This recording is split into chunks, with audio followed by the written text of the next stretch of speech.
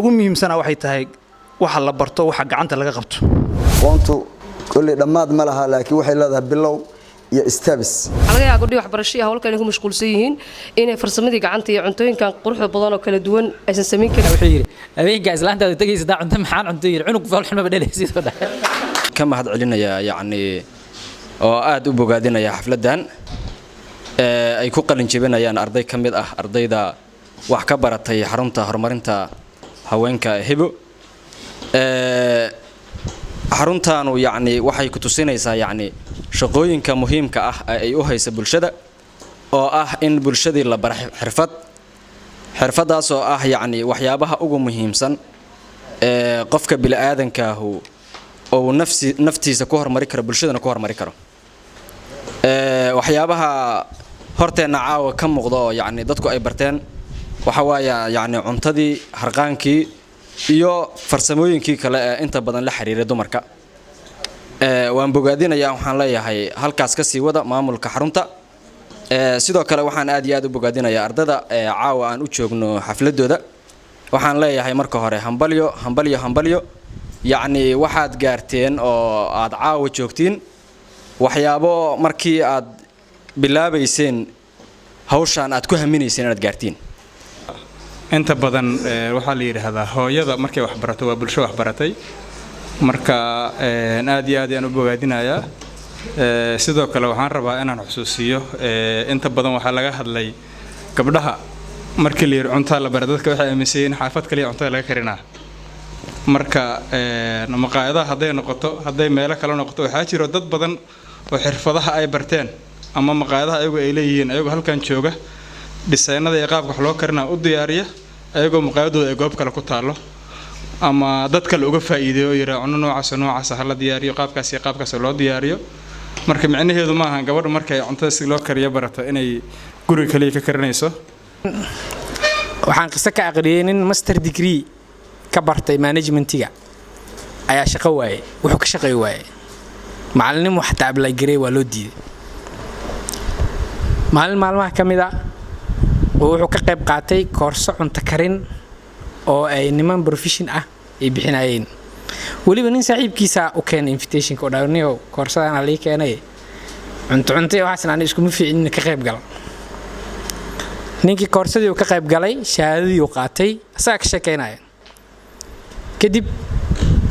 shaqo dhan waa waayay maalmaha kamida hotel Jazeera mataqaaniina oo maleena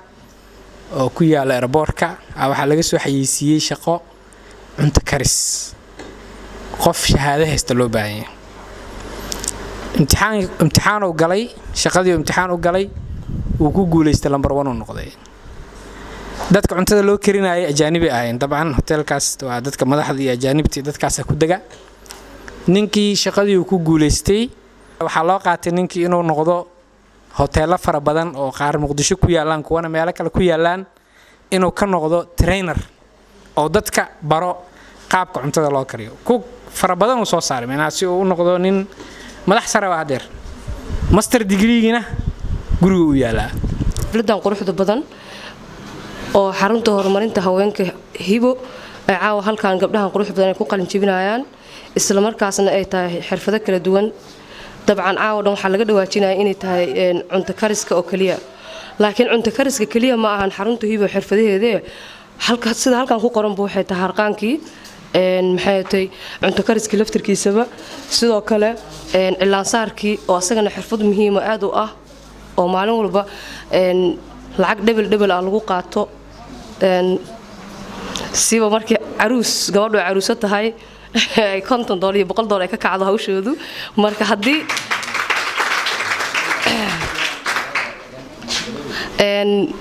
hadii ay gabdhaheena noo bartaan waa arrin aad u wanaagsan oo ku faraxsanahay waxaan leenahay deegaanka waxa uga jirtiin baal dahab ah muhiim ah nootiin xarunta Hibo maadaama xirfadihii gacanta ay barayaan gabdhaheeni jeclaalahaana sidoo hore loo yiri in ay wiilashan ku soo siyaadiyaan xirfadaha ay bartaan waxaan ku faraxsanahay inaan ka soo qayb galo xafladan ay ku qalin bedelanayaan ama markaas shahaadada ku qaadanayaan dufcadii 10aad ee ka qalin jibisay dugsigan lagu barto farsamada gacanta waliba farsamada ugu muhiimsan oo ah mid ay reeruhu ku dhismaan kuna barwaaqoobaan waxbarashadu way dhinacyo badan tahay marka mid ugu muhiimsana waxay tahay waxa la barto waxa gacanta laga qabto ayada asala ayadaana macna badan sameynayso qofkana xaaladiisa wax la taaban kara ka bedeli karta marka inaan ku dadaalno ayaan soo jeedinayaa gabadhuhuna dhammaan ay u dareeraan waxaan filayaa dufcadii ka horreeyay iyo tii ka soo horreeyay midaan ka soo qayb galay ardaydu inta way ka badnaayeen hadda numberku waxaa moodaa inuu soo gaabtay ma macadka xoogaa mashquulay ma waxay ahayd ma gabdhahan si fiican fursadda uga faa'iidaysanaynin arrintaas marka waxaan dhiirigelinayaa inay sii bataan oo mar walba ay macadku ardaydu soo saarayo ay ka bataan kuwii hore waxay yareyn doontaa caqabadaha ustaad ciise hadda sheegayay oo inta badan ay la tacaalaan tiimka gurisamo oo ah khilaafaadka iyo caqabadaha ka yimaada qoyska marka haddii dee mar walba gurigii wax wanaagsan laga helayo waxaa yaraa doonta in raggu ay maqaayadaha aadaan marka sababtoo ah maqaayadu waa business waxay ku dadaalaysaa waxa ay samaynayso in wax un ay markaas ay kaga duwanaato wax xaafadaha lagu samaynayo marka gabdhahan waxaa la rabaa in iyaguna ay tartankaas ama competitionkaas ay wadaan oo ay ku dadaalaan in maqaayadihii laga maarmo sanahay caawa inaan ka soo qayb galo xafladda qalinjabinta qayb ka mid ah ardada ka qalinjabiday macadka hibo oo runtii aniga si gaar farxad igu ah waxaan ka qayb galay markii koowaad waxaan ka mid ahaa hadda waa tii 10aad tii koowaadna waa joogaano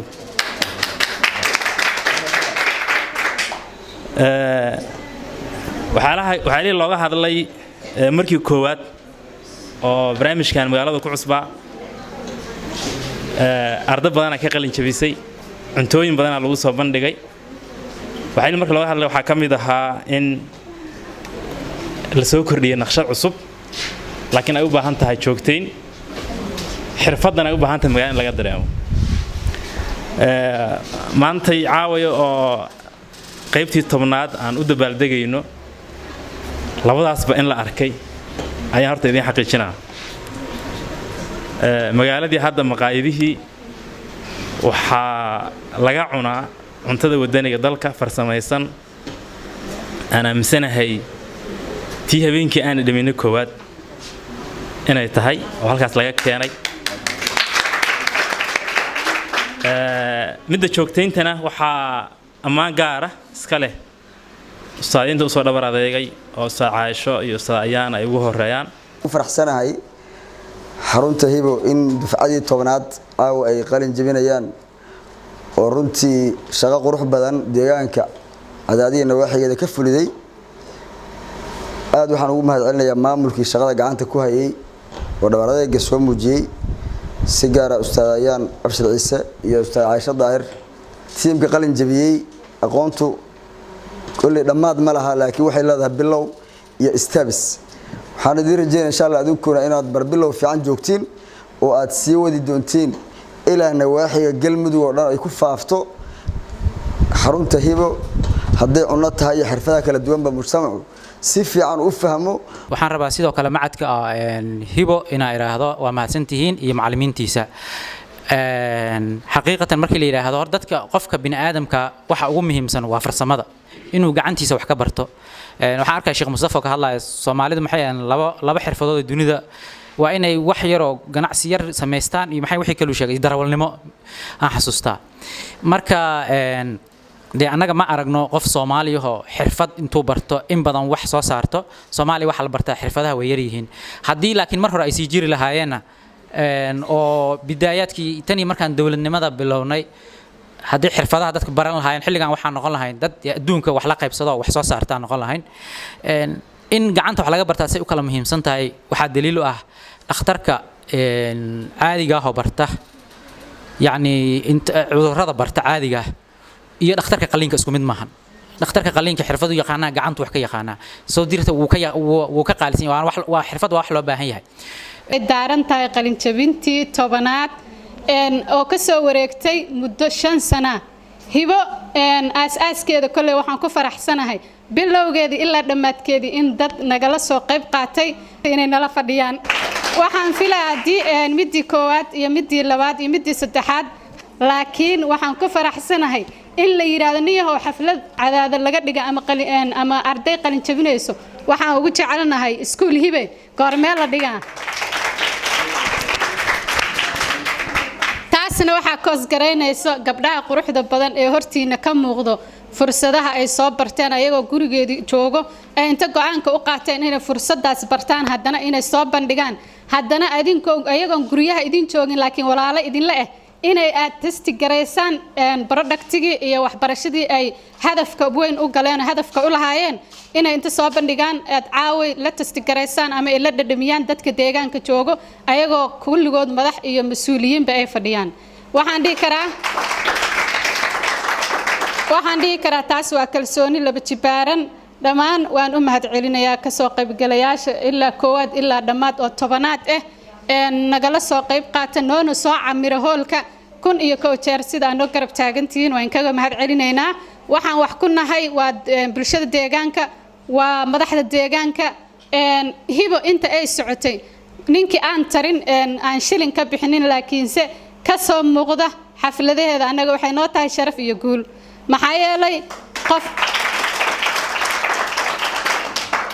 qolo walba waxay ku guuleysataa bulshadeeda qof walbana wuxuu ku guuleystaa garbihiisa dadka taagan inta ka dambe